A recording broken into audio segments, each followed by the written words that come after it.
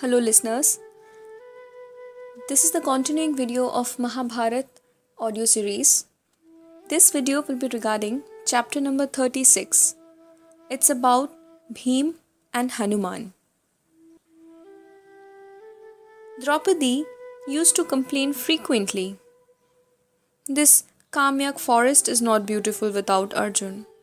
I find no joy in life in the absence of Arjun. The other Pandavas shared Draupadi's wretchedness at separation from Arjun, who had gone to the Himalayas in quest of divine weapons. Bhimsena told Draupadi, "Blessed lady, I myself feel the same about Arjun, and what you say makes me thrill with love and sympathy. Bereft of Arjun, this beautiful forest seems desolate. My mind can know no peace without seeing Arjun." "Sahadev, how do you feel?" Sahadev said, "This hermitage seems to be empty without Arjun. We shall try whether a change of scene will help us to bear the pain of separation better." Yudhishthir, addressing his priest Dhaumya, said, "I have sent my younger brother Arjun to win divine weapons. That dauntless and dexterous hero has not yet returned. We have sent him to the Himalayas to get from Indra, the king of gods, weapons with which we could conquer Bhishma, Drona, Kripa, and Ashwathama. Since it is certain that these heroes will fight on the side of the sons of Dhritarashtra. Karna knows the secret of divine weapons, and his supreme wish is to fight with Arjun. I have sent Arjun to gain Indra's grace and get weapons from him, as the Kaurav heroes can be defeated by no other means. Having sent him on a very difficult errand, we cannot live here happily, for we miss him in all our accustomed haunts. I wish to go elsewhere, for that may enable us to bear the separation better. Can you suggest where we could go?" Dhaumya described many forests and holy places. Pandavas went the round of those places to relieve themselves to some extent from the pangs of separation. They spent many years in this pilgrimage and in listening to the traditions which sanctified each shrine. Draupadi would often feel exhausted by having to traverse mountains and forest. Bhim, sometimes helped by his son Ghatotkach, would serve and encourage them and make their labors easy. In the course of their wanderings through the Himalayan regions, they came to a terrible forest where the path was rugged and steep. Yudhishthir was worried and told Bhim that the way would greatly distress Draupadi, but that he himself would go on accompanied by Nakul and the sage Lomasa. He suggested that Bhim and Sahadev should stay behind at Gangadwar with Draupadi. Bhim would not agree. He said that the pain of separation from Arjun ought to have taught his brother how much he would suffer if he was parted from Sahadev, Draupadi, and Bhim. Besides, Bhim could not leave Yudhishthir alone in the forest infested with Rakshas, demons, and wild animals. The way was hard, but he could easily carry Draupadi across the most difficult parts of it. He could carry Nakul and Sahadev also. When Bhim said these words, Yudhishthir embraced him and blessed him and wished him an increase of physical strength. Draupadi smiled and said, addressing Yudhishthir, "No one need carry me. I can walk. Do not be anxious about me." They reached Kulinda, the kingdom of Subahu on the Himalayas. They accepted the honors rendered to them by that king and rested there a while. Later on, they went to the charming forest of Narayanaswarma and halted there. One day, a breeze that blew from the northwest wafted a beautiful flower near Draupadi. Draupadi took it in her hands and was so charmed with its fragrance and beauty that she showed it rapturously to Bhim. Come and see this flower. What a sweet fragrance! How charming! I shall hand this over to Yudhishthir. Bring some flowers of this kind. We should grow this plant in our Kamakya forest. Draupadi ran to give the flower to Yudhishthir. Anxious to please his beloved Draupadi, Bhim went in quest of that plant.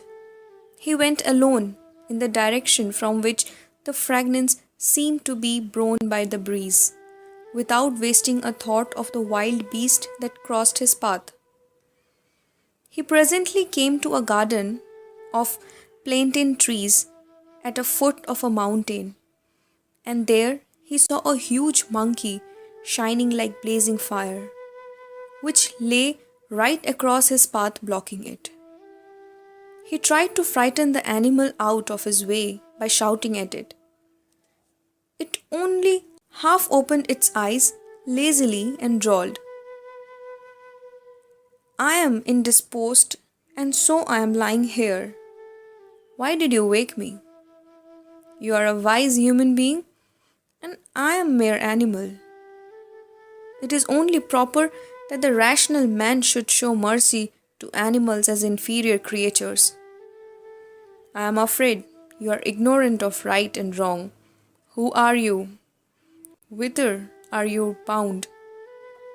It is not possible to go further along this mountain path, which is the path of gods. Men cannot cross this limit. Eat what you like of the fruits of this place, and if you are wise, go back in peace.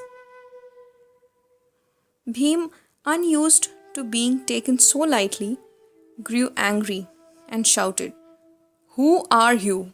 Yourself, you monkey that indulges in such tall talk?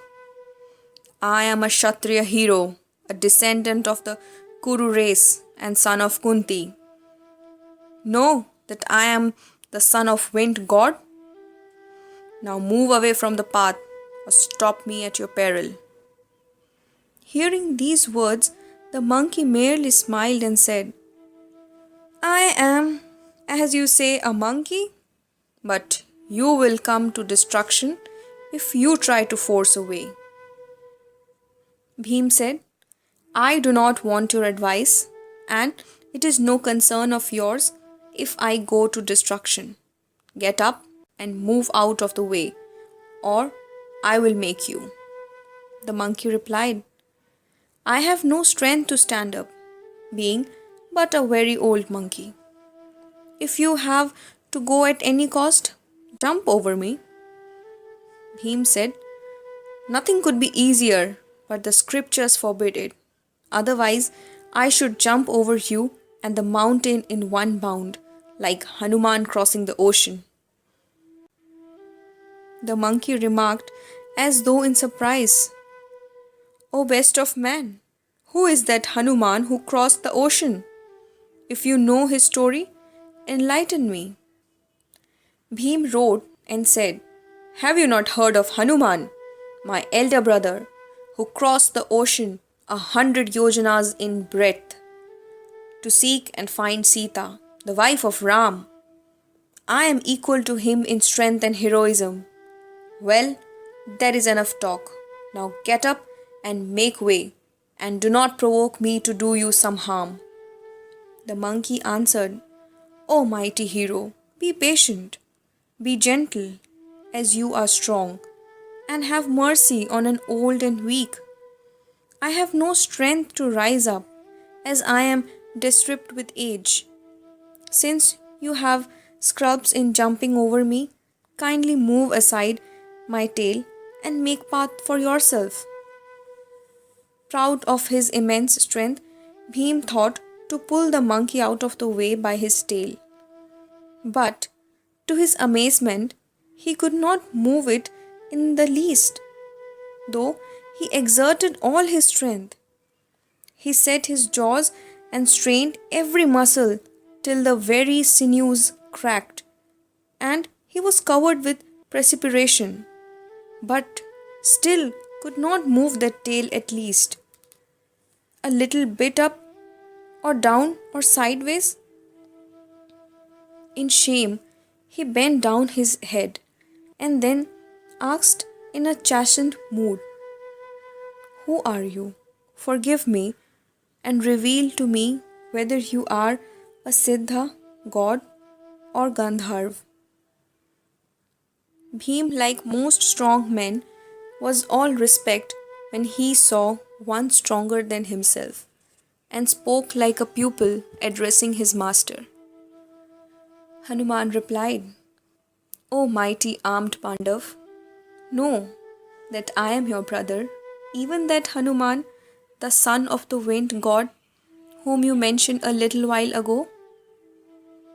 If you go on this path, which is the road to the spirit world, where the Yakshas and Rakshas abide, you will meet with danger, and that is why I stop you. No man can go beyond this and live. But here is a stream with its depths where you can find the Sugandhika plant you came to seek." Bhim was transported with delight. "I count myself the most fortunate of men in that I have been blessed to meet my brother. I wish to see the form in which you cross the ocean." And he prostrated before Hanuman. Hanuman smiled and began to increase the size of his body, and stood foursquare to the world like a mountain, seeming to fill the landscape. Bhim was thrilled at actually seeing that divine form of his elder brother, the mere description to which had till then filled him with wonder. He covered his eyes, unable to bear the dazzling light radiant from that figure. Hanuman said, "Bhim, in the presence of my enemies, my body can grow still more." And Hanuman contracted his body, resuming his former size. He tenderly embraced Bhimsena.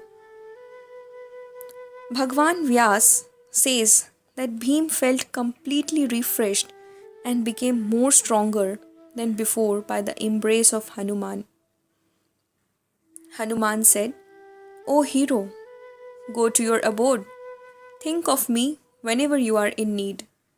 I felt the same delight when I embraced you that I had in times of yore, when I was fortunate enough to touch the divine body of Sri Ram.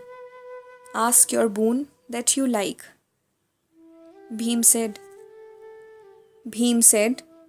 "Blessed are the Pandavas, for I have had the good fortune to see you. Inspired with your strength, we are sure to conquer our enemies." Hanuman gave his parting blessing to his brother. "While you roar like a lion in the battlefield, my voice shall join yours and strike terror into the hearts of your enemies. I shall be present on the flag of the chariot of your brother Arjun. You will be victorious." Hanuman pointed out to Bhim the stream hard by, where grew the Sugandhika flowers he had come to seek. This put Bhim at once in mind of Draupadi, who was waiting for his return, and he collected the flowers and returned to her without delay. Chapter 36 finishes here. Keep listening Mahabharat audio series in the next videos.